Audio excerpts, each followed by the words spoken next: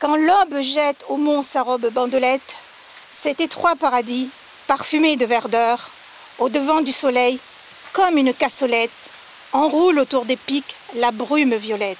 Marie-Chantal s'est dévouée pour déclamer quelques vers sur le site même, la ravine du Bernica, qui a inspiré le poète pays, le comte de Lille. Elle fait partie du groupe qui, ce matin, a suivi Clovis, le guide de l'Office du tourisme intercommunal de l'Ouest, pour le Zarlor, bassin caché du Tour des Roches.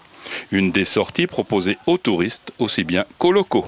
L'idée, c'est de on va dire, séduire ce public-là dans sa propre histoire, dans sa propre culture. Donc, ils redécouvrent ces petits coins-là. Pour la plupart, personne n'est venu ici. Il n'y a pas beaucoup de monde qui est venu ici, sauf une. Même des Réunionnais ? Même des Réunionnais. C'est pour ça que je dis que bien souvent, il faut, nous c'est ça, hein, l'esprit des Zarlor, c'est surprendre le Réunionnais dans sa propre culture. Tout au long de la marche, on apprend l'histoire, mais aussi la botanique et les traditions. C'est endémique ou c'est... Non, ça c'est un exotique. C'est un exotique, c'est connu aussi... alors, ça c'est des plantes qu'on va appeler magico-religieux aussi. Hein. On mettait ça tout le tour de la tête comme ça. Et puis avec, voilà, on préchauffait ça, et puis avec un petit bandage autour. Bon, restez à la case parce que sinon ça fait un peu carnaval, quoi. Pour Isabelle et Marie-Chantal, les Zarlor permettent d'apprendre pour ensuite transmettre à ses amis ou ses petits-enfants. Eux, ils sont, comme on dit, des oreilles. Et ils reviennent et ils vont prendre avec eux la partie créole qui est en eux. Donc il faut absolument la valoriser. On sait maintenant à quoi correspondent les traces qu'on voit, les pierres, les panneaux, l'histoire aussi. Donc c'est très enrichissant. Et ça permet de transmettre après aux camarades quand on revient seul après par la suite.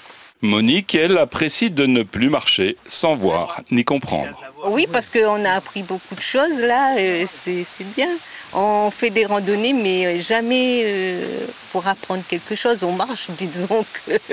Depuis 10 ans, les Zarlor offrent une multitude d'activités qui ne se résument pas seulement aux randonnées.